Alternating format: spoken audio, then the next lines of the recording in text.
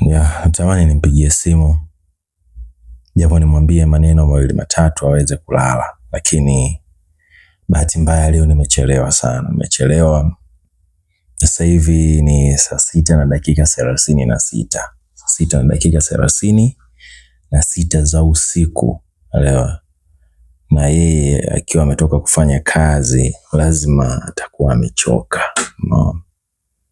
Sidhani kama anaweza kupokea, lakini nilikuwa natamani nimpigie aweze kusikia japo nataka nimwambie nini usiku leo. Unajua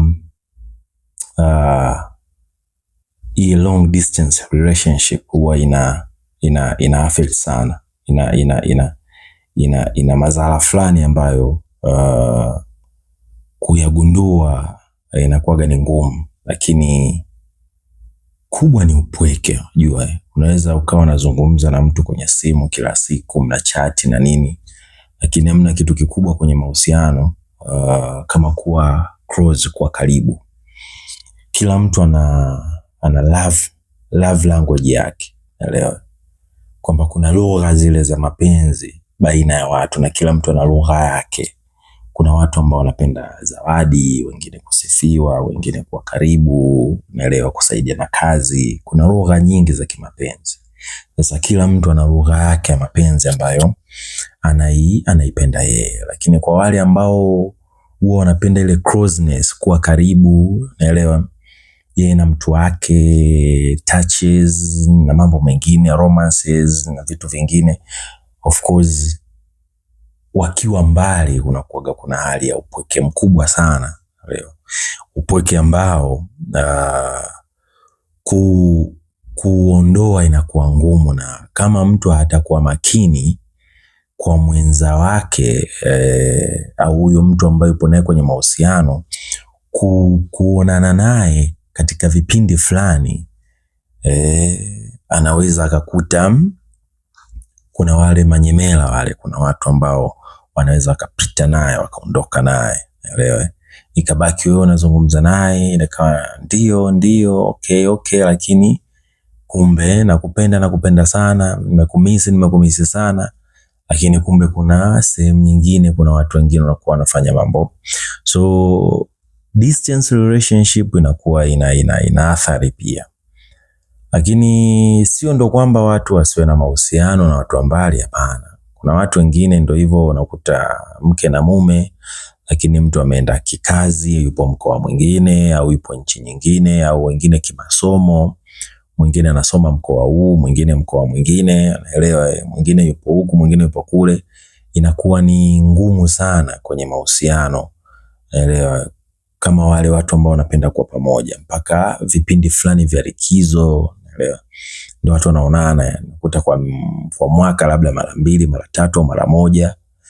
Sasa ukiangalia pia na hali ya uchumi, kwa hiyo unakuta inakuwa ngumu. Lakini kama kawaida, ukizungumza na mpenzi wako, kuna video ambayo nilishaiposti nikazungumza, nilisema jitahidi sana kuhakikisha siku yako inavyoanza unaanza na maneno mazuri kwa mwenza wako, na siku inapoisha, manake ikifika usiku, unakuwa pia unamwambia mwenza wako maneno mazuri. Sasa mimi nilitaka nimwambie habibti wangu maneno mazuri, elewa.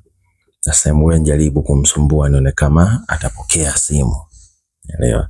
Kama atapokea itakuwa poa, lakini kama hatopokea basi tena maneno yangu nitajiambia mwenyewe.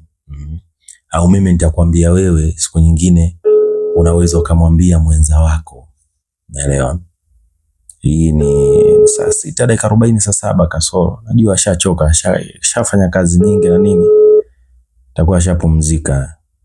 Alichelewa kumwambia, ngani niliongea naye muda fulani, lakini alichelewa kumwambia maneno sababu atakuwa amelala. Kwani simsumbue, simu ikiita nini najazima. Okay, ngoja tumwache leo asije akastuka usingizini.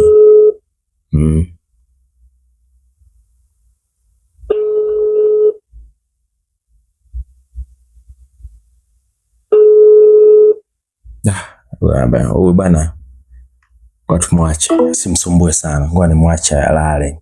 Leo. Lakini nitaka nimwambie nini?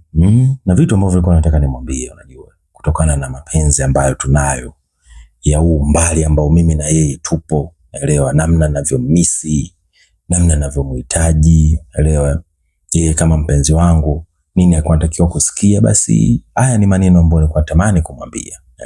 Moyo sasa huwezi kuficha hisia milele. Elewa, na hisia huaga hazifichi sana. Kwa hiyo kuna muda ni lazima utamani kumwambia mtu kile ambacho moyo wako umekibeba. Ujasiri ni kuzungumza, sio kukaa na vitu moyoni. Mwisho wa siku unaweza kujikuta unazalisha sukari na magonjwa mengine mwilini, ukapata tabu. Unajua issue ni upendo wa mbali. Unajua upendo wa mbali unakuwa kama mzigo. Upendo wa mbali unakuwa kama mzigo muda mwingine. Sasa lazima muda mwingine mwenza wako ajue, mwambiane maneno mazuri aweze kusikia, umeona? Yaani usiogope kumwambia mwenza wako maneno ambayo yanaweza kana mtia faraja hata kama yuko mbali na wewe. Jitahidi sana sana na sana kumwambia maneno mazuri ambayo inawezekana mtu mwingine akawa hamwambii, ila wewe pekee ndio kawa unayemwambia hayo maneno mazuri. Sasa kama wewe hujui maneno ya kumwambia mwenza wako, basi unaweza ukajifunza pia kutoka kwangu na kwa watu wengine. Si ujinga kujifunza, kwa sababu kama unatamani ua lako libaki kuwa lako, basi unatakiwa ujue namna ya kulimwagilia liweze kustawi, kumea na kutoa harufu nzuri, naelewa.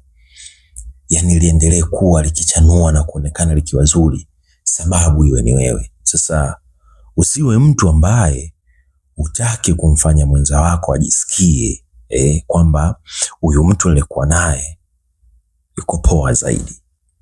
Sasa jitahidi kumwambia maneno mazuri asubuhi na usiku. Wangu mimi ndo hivyo tena, kana amelala. Lakini haya maneno nilikuwa natamani sana kumwambia leo aweze kuyasikia. Upendo wa mbali mzigo. Upendo wa mbali mzigo. Kwa hiyo kuna maumivu ya ajabu kupenda kwa siri. Kumwita mtu wangu moyoni, lakini midomo ikibaki kimya. Kumkumbuka mchana kutwa bila kumtaja hadharani, na usiku kumtaja kimya kimya bila hata sauti kusikika. Umbali sio kilomita tu, ni mikono isiyofikiana, ni macho yasiyokutana, ni kiu ya kumgusa mtu lakini ukabaki ukikumbatia hewa tu. Wakati mwingine moyo wangu huchoka, si kwa sababu sikupendi, bali kwa sababu nakupenda sana. Mapenzi haya hayana pa kupumua, yanabaki ndani kama wimbi lililofungiwa baharini. Ninapocheka na wengine, kuna sehemu yangu kubaki kimya ikikuwaza. Watu huona tabasamu langu, lakini hawasikii jina lako likipiga ndani ya kifua changu. Usiku huwa mrefu kuliko kawaida. Mawazo yako hunitembelea kama ndoto zisizoisha. Na ninapofumbua macho, ukweli hunikuta bado uko mbali, bado tuko siri. Mapenzi haya hayana picha za kuonyesha, hayana hadithi za kusimulia wazi, lakini yana uzito wa dunia nzima moyoni, na thamani isiyopimika kwa kipimo chochote.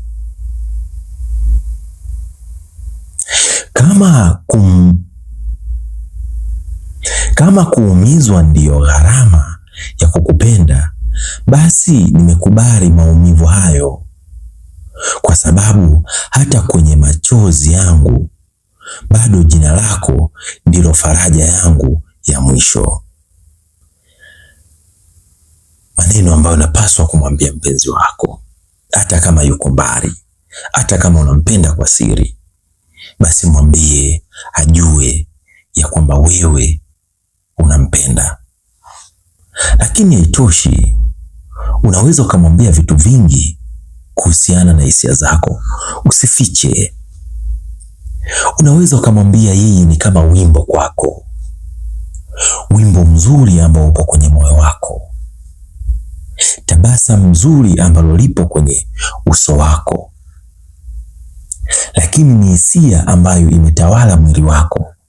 Kitendo cha yeye kuwa mbali na wewe, basi wewe ni zaidi ya mfu ambaye tu anasubiri lini aingizwe kwenye futi sita aweze kukaa milele. Jitahidi kumwambia mpenzi wako maneno mazuri kila wakati, ajihisi ya kwamba yeye ni bora zaidi kwako. Mwambie unampenda. Mwambie namna gani unamhitaji, namna gani unamtaka. Mwambie kila muda ajue ya kwamba wewe kwake ni chaguo namba moja na hakuna chaguo jingine hata kama litatokea. Mpaka wakati mwingine, usisahau kunifollow, kusubscribe, kushare na wengine wapate kusikia na kujifunza, lakini like vile utakavyoweza.